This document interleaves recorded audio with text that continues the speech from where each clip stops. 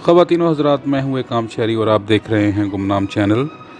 एक बहुत मशहूर मुहावरा है, जो किसी के लिए गड़ा खोदता है ख़ुद ही उसमें गिर जाता है। इस पूरे मामले में जो 1 से 1.5 महीने की पॉलिटिक्स है, आपने ये देख लिया कि इमरान खान को गिराने का मकसद और उल्टा उनको फ़ायदा हो गया। आज उनकी मकबूलियत का ग्राफ आसमान को छू रहा है और उनके लिए ऐसे लोग निकल रहे हैं जो कि मुल्क की तारीख़ में इसकी मिसाल नहीं मिलती।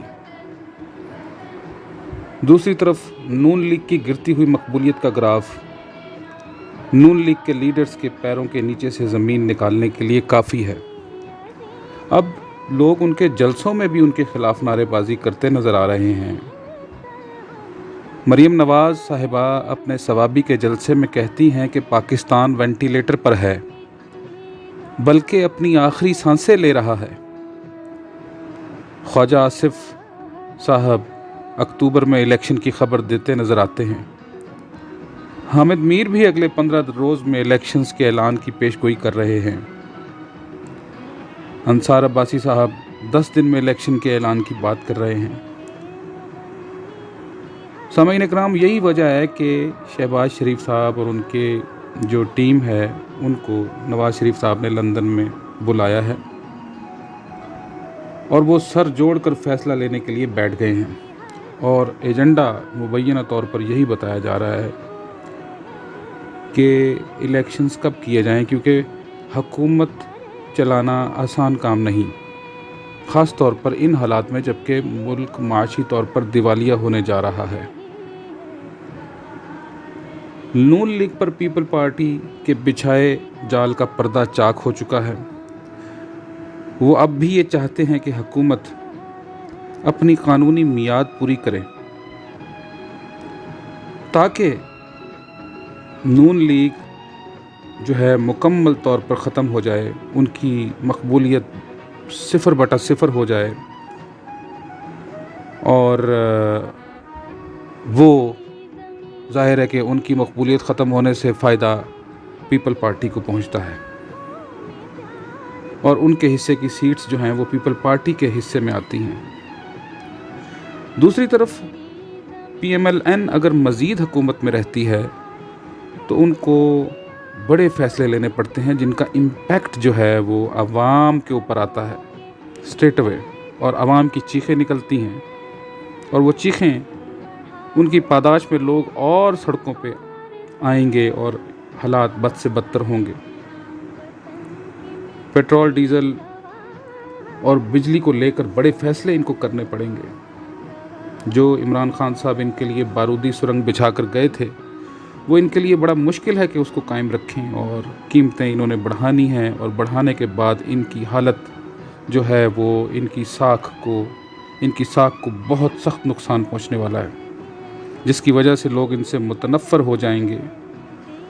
मज़ीद ये कि इस हुकूमत की क्रेडिबिलिटी की वजह से कोई मुल्क पाकिस्तान को कर्ज़ा देने को तैयार नहीं, और अमेरिका बराह रास्त कर्ज़ा दे नहीं सकता, क्योंकि अगर वो ऐसा करता है तो अपनी साजिश को खुद कन्फर्म करने वाली बात हो जाती है। सामईन इकराम, आपको मालूम है कि पिछले दिनों सऊदी अरब में जो शहबाज शरीफ साहब का दौरा हुआ और वहाँ पे काफ़ी वादे वईद हुए और उन्होंने ऐलानात किए कि हम देखते हैं, आपको मदद के बारे में देखते हैं और बताते हैं आपको, और उसके ऊपर उन्होंने आज तक कुछ नहीं बताया। और बल्कि खबरें सुनने में आ रही हैं कि जो 3 बिलियन स्टेट बैंक के पास पड़ा हुआ है, $3 बिलियन, वो उसका भी मुतालबा कर रहे हैं कि वापस करें। यानी कुजा के वो कुछ मदद का ऐलान करते, उन्होंने जो पैसे पड़े हुए हैं उसको भी वापस मांगने का ऐलान कर लिया। और चाइना भी इसी किस्म के हालात, चाइना से भी 2-4 हैं। CPEC अथॉरिटी के बंद होने और चाइनीज़ नेशनल्स पर जो अटैक हुआ उसके बाद, और पाकिस्तान की तरफ से कुछ इक़दामात, सॉलिड इक़दामात ना किए गए, जिसकी वजह से चाइना अपना हाथ पीछे खींच चुका है और कोई امداد کرنے سے اس نے صاف انکار کر دیا ہے۔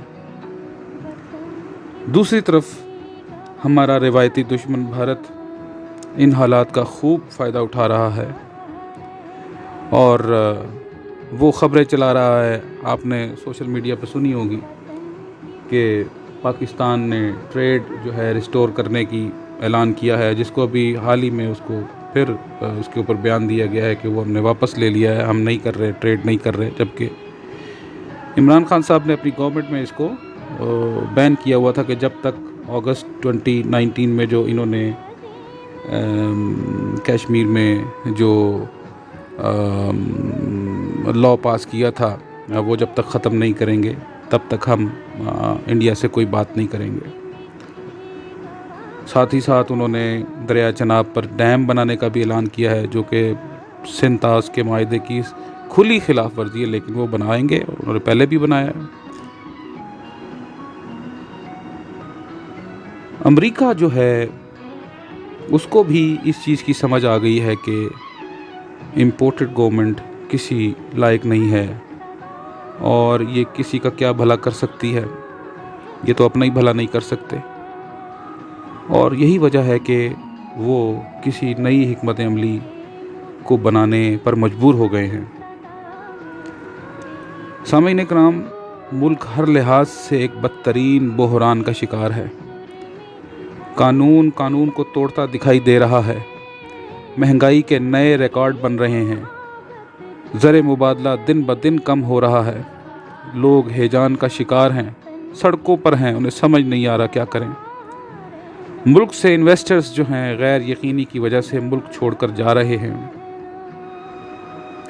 میرے بھائیوں بہنوں، ان حالات میں میری آپ سے اپیل ہے کہ آپ نے ملک کا جو ایک مضبوط اور منظم ادارہ ہے پاک فوج، اس کا ساتھ دینا ہے، کیونکہ یہ پاکستان کی سینٹر آف گریوٹی ہے، یہ وہ پلر ہے، مین پلر جس کے اوپر پاکستان کھڑا ہے،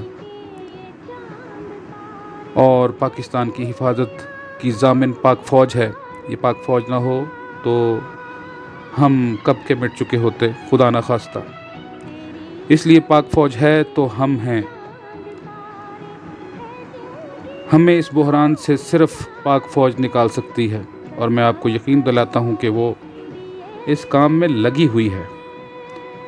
بہت ساری چیزیں پردے کے پیچھے بیک ڈور میں ہو رہی ہوتی ہیں، لیکن ہمیں ان کا علم نہیں ہوتا۔